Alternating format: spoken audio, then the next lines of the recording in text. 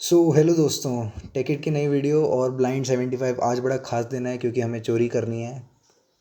Actually में नहीं, मगर क्वेश्चन के through, that is house robber. और गूगल का क्वेश्चन है। और गूगल ने इतना बढ़िया क्वेश्चन बना रखा है कि इस क्वेश्चन को देख के मज़ा आ जाता है। मतलब ये तुम्हें डायनेमिक प्रोग्रामिंग का बेसिक सिखा देगा। ठीक है, तो हाउस रॉबर प्रॉब्लम है ये। और करना क्या है कि तुम्हें घरों से चोरी करनी है। अब तुम जितने ज़्यादा बढ़िया चोरी कर सको उतनी चोरी कर सकते हो, यानी सारे ही घरों से कर दो। मगर इस कैच क्या है कि तुम ऐसे करके तो सब सारे, मतलब 1 रुपये मिल रहे, 2 रुपये मिल रहे, ऐसे करके समझ लो, है ना।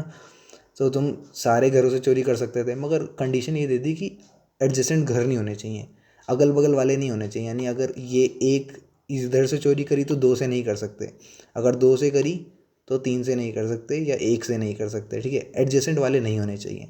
तो तुम्हें मैक्सिमाइज़ करना है चोरी का माल। ठीक है, तो जितने पैसे ज़्यादा होंगे उतना बेटर है। जैसे यहाँ पे मैं 1 से चोरी कर लूँ और 3 से चोरी कर लूँ। ठीक है, ऐसा भी हो सकता है इस कोने वाले 1 से चोरी करो और इस कोने वाले 1 से चोरी करो, मगर वो तो कम है। मतलब एडजेसेंट नहीं होने चाहिए, बाकी तो तुम कितना भी दूर जा सकते हो। ठीक है, बस इसका ध्यान रखना। तो बहुत सारे केसेस बनेंगे, इसको कॉपी पे समझते हैं, उसके बाद कोड पे आते हैं। ठीक है, एक्सप्लेनेशन वगैरह तो तुम पढ़ ही रखे हो। चलो फिर। यहाँ पे क्या है, एडजेसेंट नहीं होने चाहिए, बस इस बात का ध्यान देना है। अगर हम स्टार्ट करते हैं, डिसीजन ट्री बनाते हैं, तो स्टार्टिंग में 1 या 2 किसी को भी पकड़ लो, है ना। अगर आपने 1 को पकड़ा है तो 1 के बाद हम जा सकते हैं कहाँ, 3 की तरफ। तो हम 3 की तरफ भी जा सकते हैं या 1 की तरफ, जो मर्जी। ठीक है, 2 से अगर 2 तक चले गए तो 3 तो हो नहीं सकता है, फिर 1 ही ऑप्शन बचता है। तो हम उसी ऑप्शन को चले जाते हैं। तो अब हम देखते हैं कि इनमें से बड़ा कौन सा है। यहाँ से 3 आता है, यहाँ से 4 आता है, तो मैक्सिमम हमारा यही आंसर हो गया, है ना। तो एक चीज़ हमें समझ में आती है कि अगर हम यहाँ से कुछ पकड़ते हैं, 1 को अगर हमने पकड़ लिया है तो 2 नहीं जाएगा, उसके बाद वाले पकड़े जाएंगे। ठीक है, एल्स अगर हम सिर्फ 2 को देखें तो 2 अपने आगे जो भी मैक्सिमम वाले हैं उनको कैरी आउट करता है। मतलब अगर हम रॉब करना देखें तो यहाँ पे हम क्या कर रहे हैं, कॉन्करेंस रिलेशनशिप बता रहे हैं। ठीक है, तो मैक्सिमम हो जाएगा किस किस का, एक तो 1 का और बाकी बचे इनका। ठीक है, मतलब हमारा जो भी एरे है ना, उसका 0th प्लस रॉब देखेंगे हम किसका, 2 से लेके n तक पोजीशन पे, क्योंकि ये तो 0 है, ये 1 है, तो 2 से देखेंगे हम n तक जितनी भी पोजीशन होगी। ठीक है, या तो इन दोनों का सम कर दो, ये हमारा मैक्सिमम हो जाएगा कि हम रॉब कर ले 1 से लेके n तक ही देख ले, 1 से लेके n तक देख लो, कोई दिक्कत नहीं। ठीक है, या तो हम इसको देख लें पूरा, या इसको और इसको देख लें, यानी नेगलेक्ट कर दे बीच वाले को, है ना। तो आगे इस तरह से हमारा कंकरेंस रिलेशनशिप चलता जाएगा। ठीक है, तो डीपी में इस बात का ध्यान रखना होता है। अगर मैं तुम्हें इसको एक अच्छे तरीके से समझाऊँ, जो कि एक्चुअल लॉजिक है हमारा, कि अगर 1 2 3 1 है, ठीक है, असल में तुम्हें देखो, हम ऐसे भी कर सकते थे कि सब प्रॉब्लम बनाएं और फिर उसके बाद हम पीछे से जाके सॉल्व करें। ठीक है, मगर हम यहाँ आगे से इसलिए देख रहे हैं क्योंकि ईजी रहता है समझने में। तो मान लो कि मैं यहाँ पे हूँ, ठीक है, स्टार्टिंग में यहाँ पे हूँ, तो मेरे पास एक ही ऑप्शन है, टू चूज़ 1। तो मैंने यहाँ लिख दिया 1। ठीक है, अभी मैंने ये दीवार सी बना दी। अब मान लो यहाँ इस दीवार पे आ गया। अब आप एक बात बताओ, इन दोनों में से मेरे पास कोई एक को चूज़ करने का ऑप्शन है, तो मैं जाहिर सी बात है 2 ही चूज़ करूँगा। ठीक है, from here I have chosen 2।